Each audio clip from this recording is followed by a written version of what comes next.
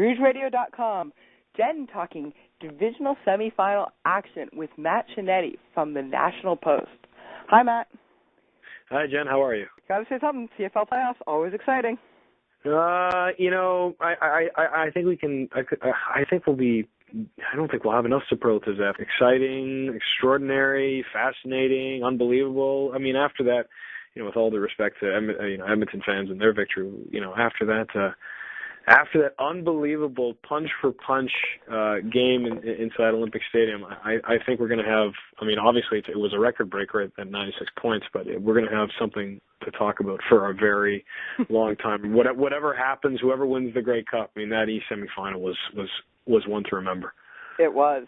And you have to feel somewhat sorry for the fans out at Commonwealth because they're sitting outside as their game is delayed due to the overtime in the Eastern semifinal.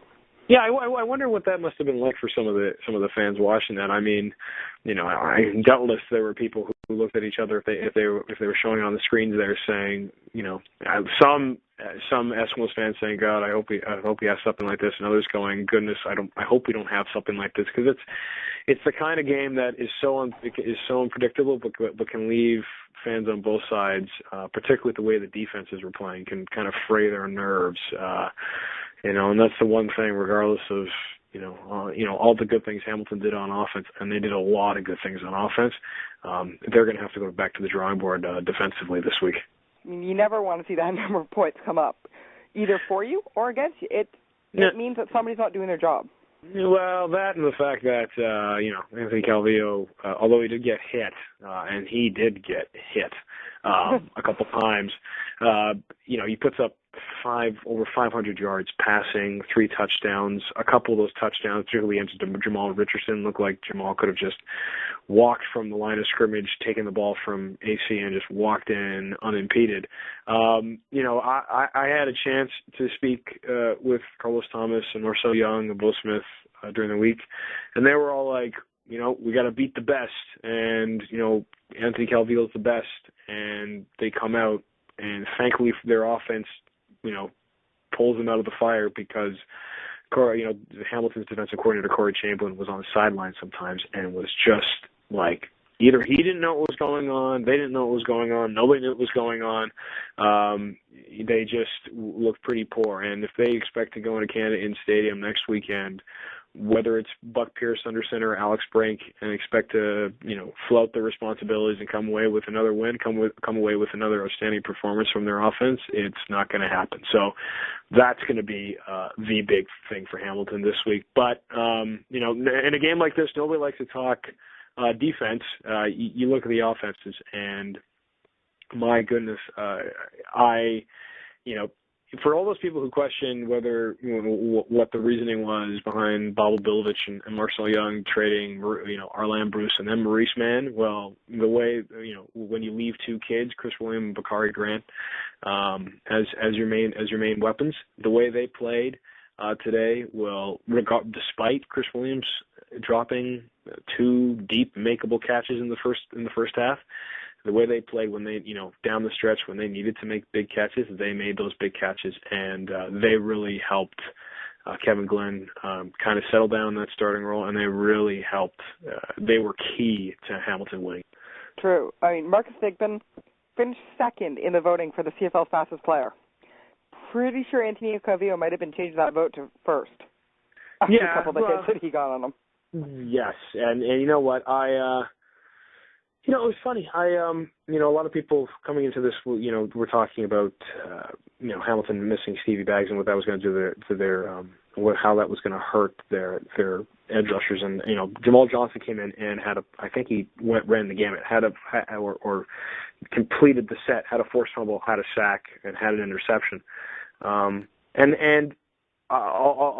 of course there was a hit that Justin Hickman hit on laid on Calvillo that he got called for roughing the passer on. But it's going to be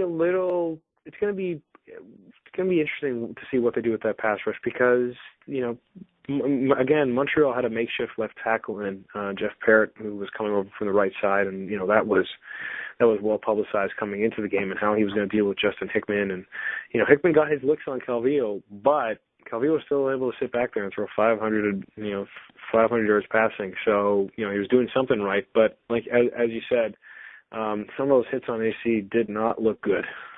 No, they didn't. And you got to think, at 39, is he going to want to hang it up? No, that's going to be the big thing. Regardless of where Hamilton goes, and yes, it's their first win in a decade, the big news, wherever Hamilton goes, is going to be, again, focused on Montreal in the next couple of days. And people are going to be sticking recorders and cameras and microphones in front of Anthony Calvillo's face, and you're going to be asking him, is this it? Was that your last game? The all-time passing leader, I don't think he's going to want to go out the way he did. I don't think he's going to want his last pass to be to a clearly injured Brandon Whitaker on what would look like a blown route, especially after the way he's played the last decade. So I don't know if he's going to. I'm sure he's going to pull a Brett Favre. I maybe. I hope not. At least for Al's fans. Although it might be entertaining for us in the media. Yeah. I might leave people on edge a bit about whether or not he's going to come back. But I tell you this: whatever happens, if he doesn't come back, I don't think Montreal's ready. So I think that. I think Jim Popp is going to do whatever he can to say to Calvillo, come back for one more year and really help us with the transition. And plus, I still think, my goodness, he still threw for almost 5,500 yards this year. Sure, he had that appalling game against the Lions, but he was still really productive this year, and he still can, particularly with the way they've structured that offense. Jamal Richardson, really catches quick passes and gets the yards after the catch, and Brandon Whitaker catches passes out of the backfield. So they're still tailored to him. And if they were to just toss that away, if they were to toss all that game planning away because AC has to retire, that's going to put the Owls in a bad place. So if you're to put me on the spot and ask me if I think Anthony Calvillo will be back for one more year, I think so. But I think next year it'll be. It'll be a year where they start to make a bit of a transition. It's also going to depend, I guess, on how he feels. I know talking to Robert Drummond last week, he said, it's time to retire when your body just says, it's Thursday and your body's still recovering from Sunday. You're not quite as able to do it. So it's going to depend on how he's doing. He had a concussion this year. He's been hit a lot more this year than he's ever been hit before. So you got to wonder. And that also with the fact that although he won't admit it. That's the kind of toll that your body can take after all the treatment he went through for his thyroid cancer last year. Whatever age you are, football is a punishing game, and there might be a point. I think there's a point with every athlete. I've never been lucky to be a professional athlete, but I think there's a point with every athlete where they wake up one day and whatever drives them onto the field is gone, and it's gone for good, and no amount of picking up a football, putting the pads on, putting the helmet on will reignite that fire. So, like I said, a lot of people are going to be measuring those feelings from Anthony this summer, and of course, not the least of which is going to be Mark Trestman, who, there's also a question as well. There was some rumblings. He might not be back after winning back-to-back Grey Cups. Maybe that'll continue this summer, but. We talk about the rebuilding that's going to go on in Saskatchewan. The rebuilding that's going to go on in Toronto, obviously, after their last place finishes. We might be, I don't think so, but we might be looking at a big rebuild in Montreal. So, it's unfortunate that, at least for Al's fans, that there wasn't going to be a stronger run to a three-peat, but, there might be some interesting news coming out of Molson Stadium this summer. Yeah, we'll have to watch to be sure. Another person who might be gone, there's lots of rumors going around about Justin Medlock. And will he be going to the NFL? I had a chance to sit down with Justin this week and spoke to him about what was going to happen. Obviously, Justin has spent the last couple of years bouncing around, not only in the CFL, but between Toronto and Hamilton, but also, got drafted by the Chiefs and went to the Redskins and went to the Lions and really had a chance this year to establish himself as one of, I think he and Sean Wright were going 1-2 in the East for best kicker in the East, but I think he really established himself as the guy with the big leg. And I don't put the fault on him missing the last kick of the game on him. I kind of put it on Jason Boltis, his holder, I don't know where he was looking, but he was not looking at the clock. And I think anyone who saw the clock run down to 0 and wondered why the ball hadn't been snapped, their eyes should have focused right on Boltis, because that wasn't Medlock's fault. But whether or not he makes that kick, I mean, Medlock is still, as his coaches say, he's still money inside 50 yards. So I think even in the windy conditions next week, he's still going to be that good. But he's out of contract at the end of the year, and speaking to him this week, he kind of said, "Well, if I have to hang him up, I'll have to hang him up." He goes, "Because breaking in the NFL is tough. You need, one of his favorite kickers is Jason Hanson with the Detroit Lions, and he said, watching Jason Hanson, he has a long snapper and he has a placeholder who are on the money all the time, and that he's taken time to build that. I haven't had that chance. Things have gone well this year in Edmonton, and I think my numbers have shown that. But it's for him to go to the NFL, there's someone who's going to have to take the time to really build that connection, because it's not just, I mean, it's easy for a lot of people to say, look at a kicker and say, well, he just hit the uprights. It takes a lot more than that. The timing has to be there, clearly, as it should be there between the long snapper and the holder. So, I think, but not to say, I think Medlock would be a great addition in the NFL. But he still has some season to be played, and he's someone else whose contract is going to be of interest. Not only in the CFL with all the ratio stuff, and American kicker sometimes being a luxury if you're running close to the ratio, but particularly in the NFL, because I think he has, particularly after that 57-yard field goal he hit in early September, a lot of people are going to be taking a look at him, and rightly so. And definitely those Detroit Lions who have, Hanson isn't exactly young. Medlock did go ahead and say he wouldn't be surprised if Jason Hanson kicks into his 50s. So, no, I don't. Kickers seem to be able to do that, but you got to kind of worry about. And kickers don't get hit in the NFL anywhere near to the extent, because they're only doing place kicking. They're not also doing punting, which tends to be where if you have a kicker who gets impact, it tends to be on the punting, unless of course Prefontaine and want to go tackle people. But in general, all things working well. You're not seeing the kind of contact. So a kicker can last, like, look at Bisaglia, right? Kickers can last well into their mid-40s. Yeah, and but it'll be interesting to see what Justin does during the off season, because he's really become. I'm sure Ticats fans will remember that when they had over BC about 3 weeks ago, he really has become a really important part of that team, because, as it shows, sure, this week the Ticats look great on offense and look poor on defense, and in that BC game they look great on defense and poor on offense. You don't know what Ticat team on each side of the ball is going to come out, but at least you know that Justin Medlock, between 50 and the long field goals, at least I should say, that he is a greater than 85% kicker. Exactly, and that's a great luxury for any team to have. That's one of those things that you need to have going in. And that segues great into the next, Calgary had a great kicker last year.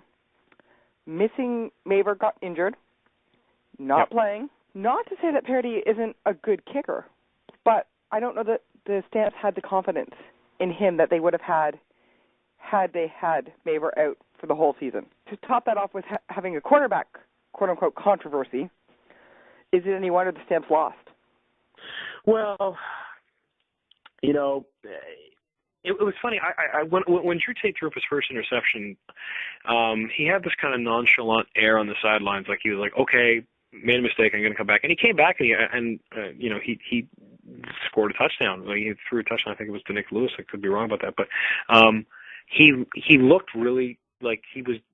Edmonton's pressure coming off, particularly off the edge with Munoz, was intense, and before the fumble, he looked like he was gaining some traction. But that Edmonton defense just went ahead and just kind of unbalanced Calgary all day, and it was encapsulated by offensive coordinator Dave Dickinson at the close to the end of the game. Not even I think inside the 3-minute warning, but with 5 minutes to go, took his headset off and kind of threw it on the ground because even when Smiling Hank came back in, even when Henry Burris was under center for the first time in 3 games, and his strong arm could get nowhere near the end zone. So John Hufnagel looked like a genius going into the playoffs, while a lot of other teams were, at least in the East, a lot of teams were kind of floundering and kind of falling over themselves. Calgary stayed pace in the West. But the funny thing about the CFL playoffs, I mean, even for someone like Drew Tate, who looked good against Montreal, even looked good in that second, or obviously looked good in that second half against Toronto. Even with him, he looked a little on edge. And when Burris came in, I knew in my heart that it was going to come down to Henry Burris at some point. I didn't know it was going to be on the goal line with a minute and a half to go, but when he was swallowed up by the Eskimos defensive line and on that third down with 30 seconds to go, I think even John Hufnagel went ahead and said, "Yeah, I could even ask Dave to put the pads on, and he couldn't get us out of this." I think he just had, I think I just shrugged his shoulders and said, "You know what, Edmonton's defense is just having a hell of a game." The Eskimos definitely won the game. It's not like the Montreal-Hamilton game where you go to overtime to decide something. This is clear-cut winner. Not necessarily. I mean, the score was a little disingenuous in that they had that late touchdown that kind of put it away. Calgary was a very good team. John Cornish running all over the place. They just couldn't put it in the end zone. Yeah, and that's the thing. I mean, Edmonton didn't really set the. I mean, after when Ricky Ray, had that late touchdown to end the first half, I kind of sat back and I was like, this could be 25-9. And this could be pretty bad. This could, Calgary on offense can't get any momentum. Their defense is just taking a sucker punch. But their defense came out and really frustrated Ricky Ray. And I don't think it helped at all by the fact that Jerome Messam is, kind of, he took quite a backfield hit.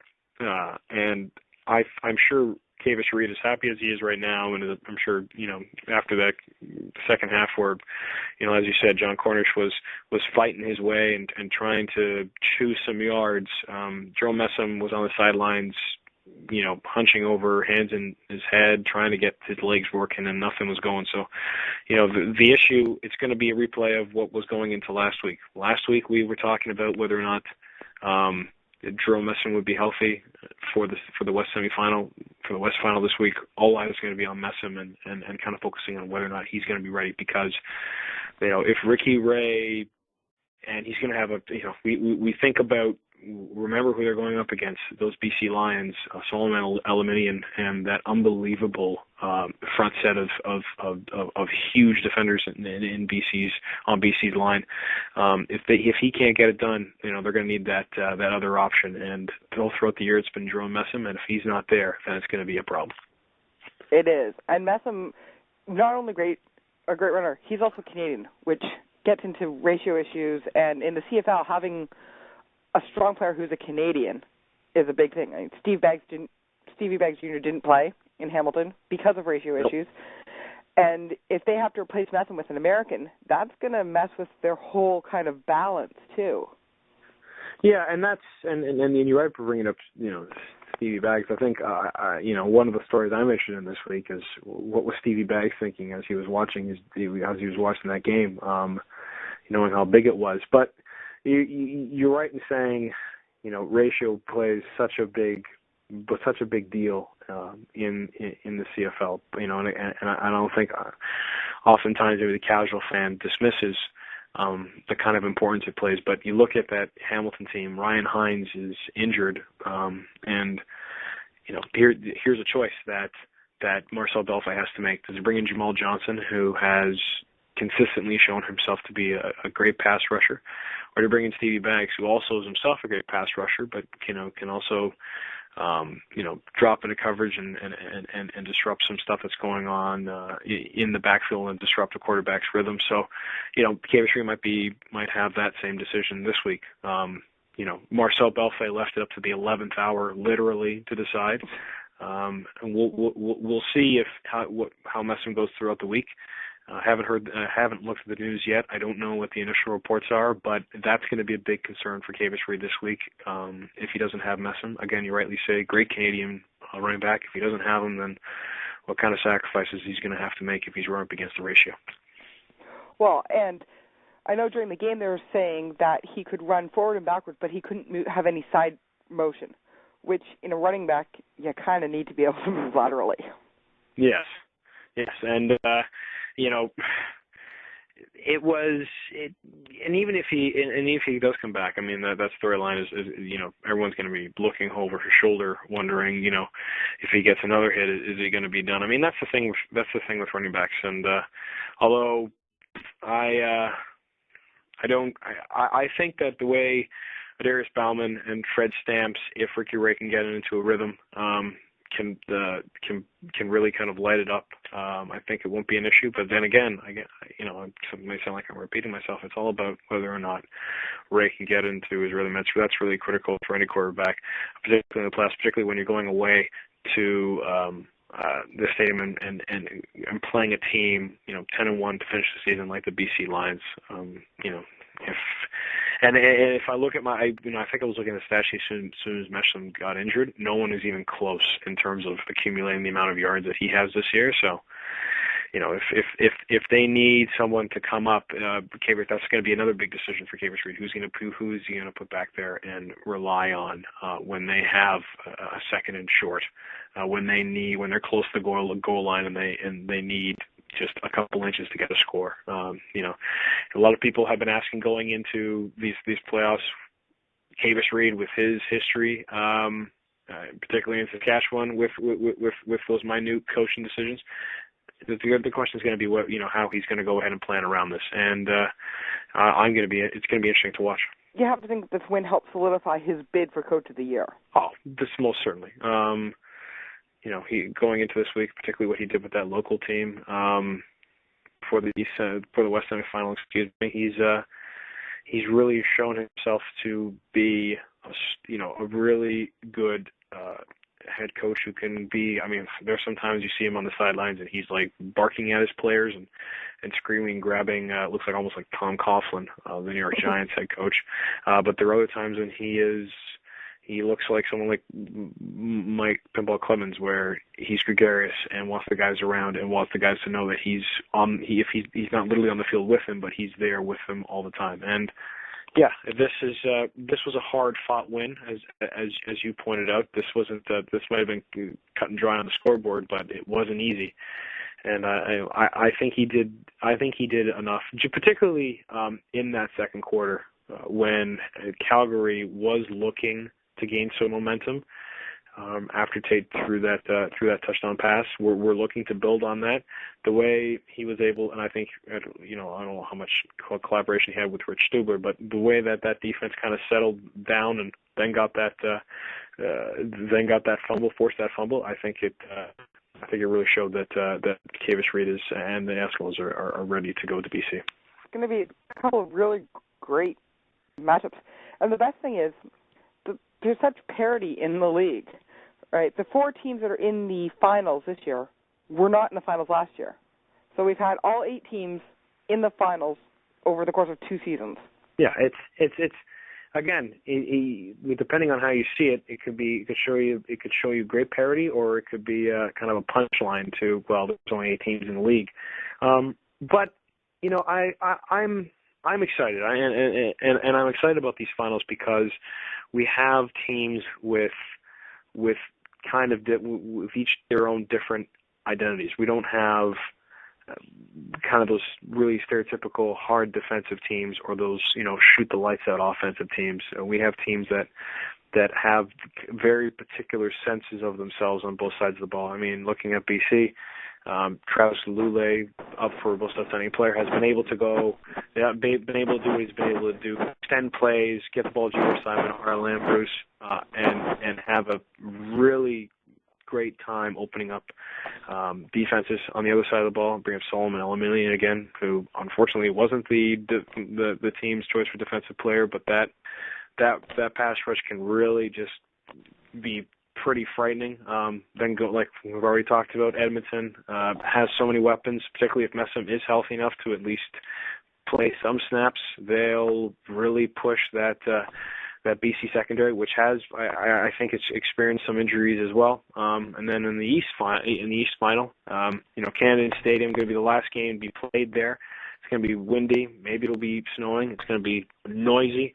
And Hamilton has shown throughout the season that they're inconsistent, but when they're on, they're usually really on one side of the ball. It's all going to be how the Winnipeg Blue Bombers in that scenario, how they adjust. And over the last couple of weeks, and they're going through their own losing streak, particularly that loss against the Argos in the second last week of the season. They've kind of lost that sense of how to win, and it's going to be really interesting to see how what Paul Appelese does in terms of, I haven't heard the news or any new news about Buck Pierce, or whether or not he's going to put the ball in Alex Brink's hands. So there's going to be one thing I'm also excited about is the little subplots, the little nuances, the little stories are going to come out of this week, because at this point, sure, you can go ahead and pick the home teams, take the easy pick and say they're going to go ahead and there'll be Winnipeg and BC in the Grey Cup.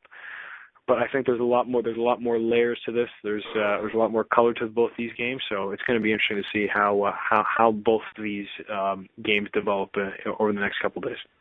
And it's definitely the two teams that didn't make the playoffs last year in the finals.